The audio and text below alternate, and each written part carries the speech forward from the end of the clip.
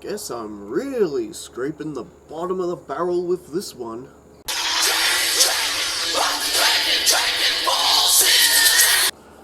Hey guys, DB Rye here, and today, yes, we are back with another dose of What If, but not a typical What If. The thing is, I'm still writing out the next chapters to the next What Ifs, and I just thought until I finish that, which I should have done by the end of today, that we do a bit of a side venture for a What If that has actually particularly taken off on this channel, and that is what if Chi-Chi became a Saiyan Deadzone special. For those of you who may not know what Deadzone is, it's one of those Dragon Ball Z TV specials, you know, those ones that go for like 30 to 45 minutes. Dragon Ball Z, the movie, Deadzone.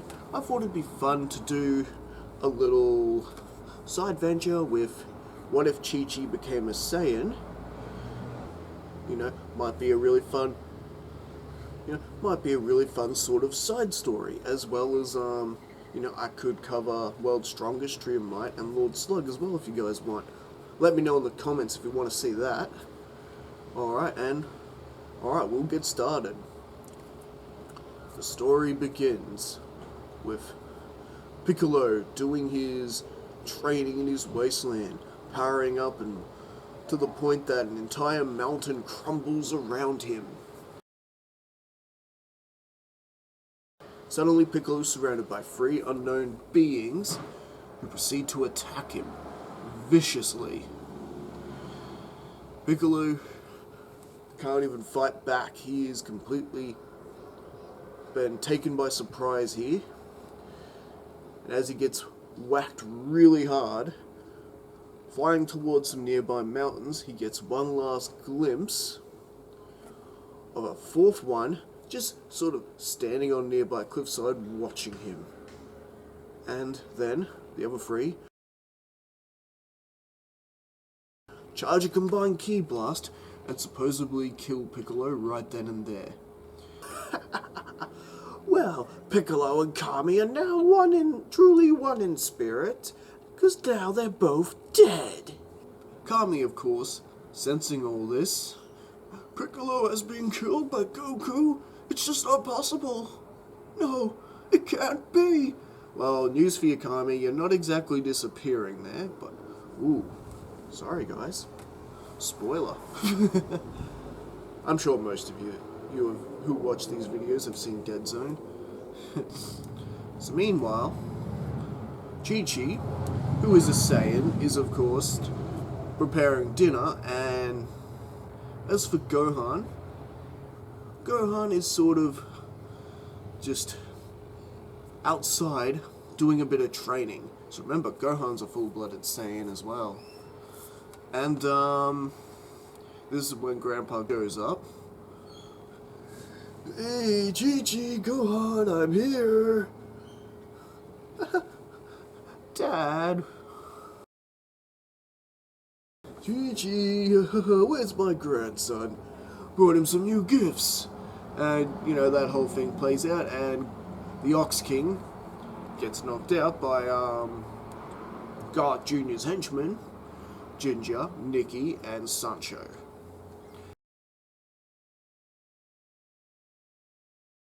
And of course, Ginger makes his presence known and, of course, states his intention. I want the thing on the kid's hat. I want the Dragon Ball. Gohan, go inside. As Gohan is doing that, it is revealed that Ginger is in fact not alone. Nikki and Sancho have joined him.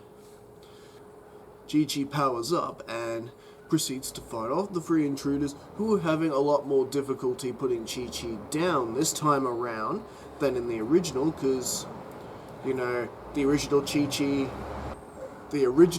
didn't know how to fly nor use ki blasts, and pretty much gave up on martial arts after she married Goku. But this one, being a Saiyan, she's a lot more formidable and powerful. In fact, Ginger, Nikki, and Sancho had to power up to full power to overwhelm her and put her down. Was Gohan fighting as well? Yes, of course he was, but a little something Goku and Chi-Chi overlooked during his training.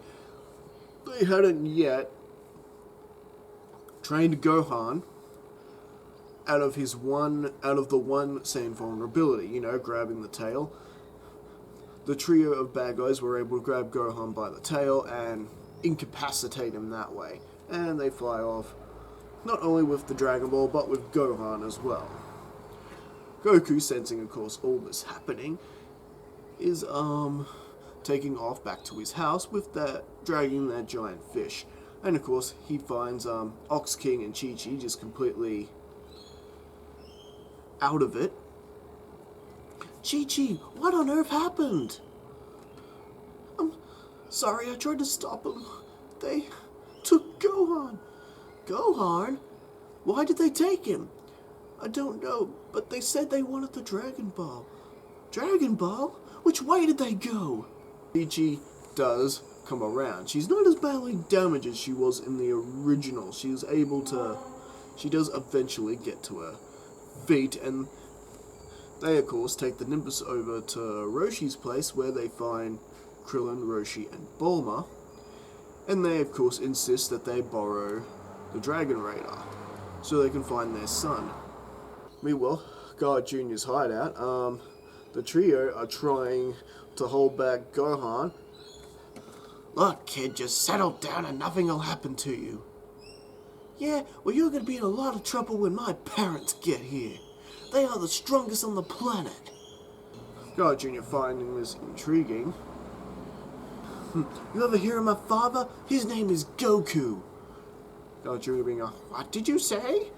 Are you telling me your father is the one that defeated Piccolo in the World Martial Arts Tournament?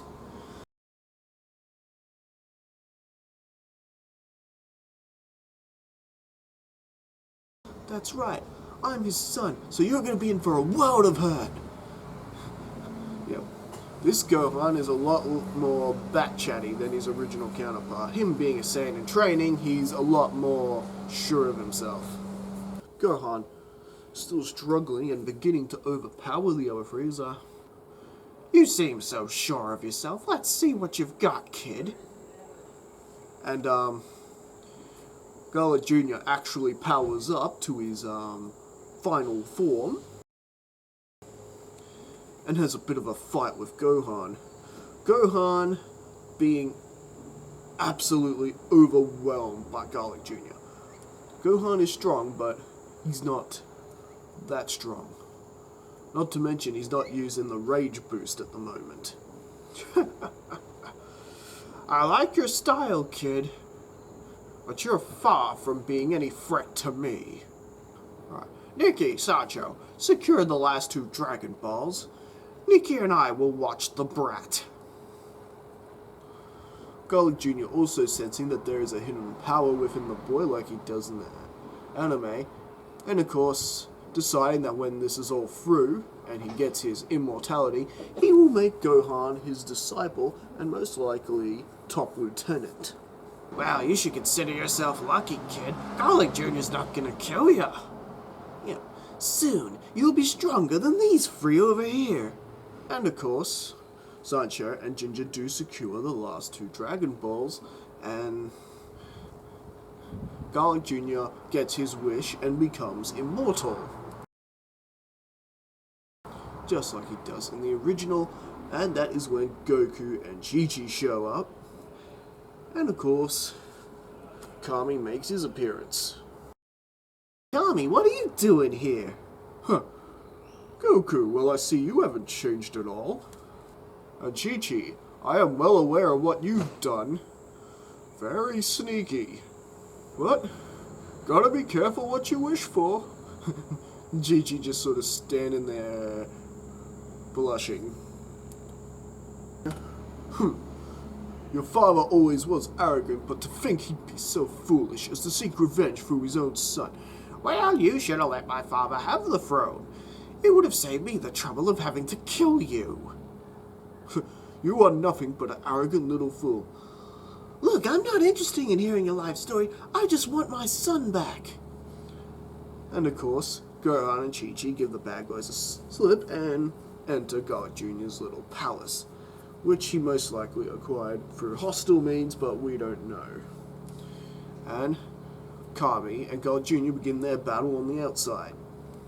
Goku and Chi-Chi are having a pretty good time fighting off the three, but together they're proving to be a little too much for the trio, who then proceed to power up to their full potential. Gingerbread, tutti frutti, cheese! And they completely bulk up, and Chi-Chi just warns her husband, be careful, they're faster and stronger in this form. Bring it on! Took the words out of my mouth, honey. They have a bit of a struggle with those three, the trio actually getting the better of Chi-Chi and Goku in that struggle, and that is when another power beam comes up, interrupting everything. It is Krillin. Hey guys, what's up? Thought you could use some help. And they sense another energy coming from somewhere, an all too familiar energy. It is Piccolo. I didn't come here to help you, Goku. I have a score to settle with these three. And of course, Krillin doesn't do much else in the movie except end up on babysitting duty. Gohan, who is basically waking up from his fight with Garlic Jr. Krillin, take care of Gohan. Right, guys. And well, Piccolo basically easily finishes off Sancho like he does in the anime. You're just a coward. You and the other three are not gonna take me by surprise this time. You wanna bet? I don't need help finishing you. Sancho can't even land a blow on Piccolo. You three are just too weak one-on-one. Sancho is finished off, and Chi-Chi and Goku have no problem whatsoever getting rid of Nikki and Ginger, finishing them both up with a combined Kamehameha! And meanwhile, Kami is doing about as well as per normal in his fight with Garlic Jr. And Piccolo was, Kami, of course, willing to blow himself up to save his planet, but, you know, not gonna work. Garlic Jr.'s immortal now. Stop what he's doing. I will be back to rule this planet for all eternity. You'll be helpless, Garlic Jr. Piccolo talking. You'll wish you were dead. Come on, imagine it. You ruling over nothing for all eternity. Then you'll know what hell is really like. Goku, Chi-Chi joining the fray. And then Garlic Jr. joins the battle, powering up to his max. And well, even with the addition of Chi-Chi, they are struggling to fight this Titan. And now the fight pretty much goes per normal, just with the addition of Chi-Chi getting a few shots in, and well, Oh, Piccolo, looks like we're gonna have a bit of trouble with this one. Then you better fight with everything you got. That goes for you, Chi-Chi. And, you know, Piccolo taking off his weighted clothing gear, you know, he likes to do that. And Chi-Chi, Goku taking off his weighted clothing too, and Chi-Chi just in her ready stance. She's ready to go. Piccolo, I can't believe we're actually fighting on the same side. Yeah, don't get used to it. After this, you're next. Not if I have anything to say about it. Very well, I'll take you both on if you want. They're sort of getting into a little bit of a bickering match. Guys, I'm standing here full power. Aren't you gonna stop me? We get to, basically, heading into the finale of their fight, with all three of them taking charge, Chi-Chi and Goku are actually landing some pretty nice combo attacks on Garlic Jr. That's taking him off his feet. And we got Piccolo. They are all working in perfect unison. Garlic Jr. can't even defend himself here. And they all power up. One final charge on Garlic Jr. Basically, supposedly finishing him off with a triple key blast attack that just sends Garlic Jr. into the rubble. But, as we know, just like in the original, that only angers Garlic Jr. further. Remember, immortality. He comes out of the rubble and he powers up, creating the Deadzone. Basically a black hole. You cannot stop me! Everything will be sucked into the Deadzone I created, including you! You'll be locked away for all eternity, just like my father was. Revenge will be mine! And this is basically on the verge of sucking up our trio of heroes. And Kami. And that is when Gohan comes out of the rubble. He is just furious. What? What's going on here? How can this brat just stand there like that? He should be sucked up. Leave my parents alone! He powers up completely, and the power just overwhelms Garlic Jr., knocking him into the Deadzone, and that thing closes up as per normal. Gohan passing out from the power he's let off. And, Chi-Chi, Kami, Krillin, Goku all just gather around the boy. And Piccolo's just going, I will finish you off next time, Goku. And next time, nothing will stop me. And Piccolo just takes his leave, and, Gohan wakes up, he's like, Mommy, Daddy, I knew you'd come. Huh? Don't you remember anything? I remember I had a bit of a fight with that Garlic Jr. guy, but he ended up knocking me out. So, with that, Goku and Chi-Chi actually fill their son in on what he did. What? I really did that? Garlic Jr. was way stronger than me before. But that is, of course, something for another time. And with that, the movie wraps up. So, I hope you enjoyed this little side discussion. Let me know what you think. Would you like me to cover more of these movies with the what if Chi-Chi became a Saiyan? Let me know in the comments, and let's get this discussion going. Alright, this is DB Rice signing off.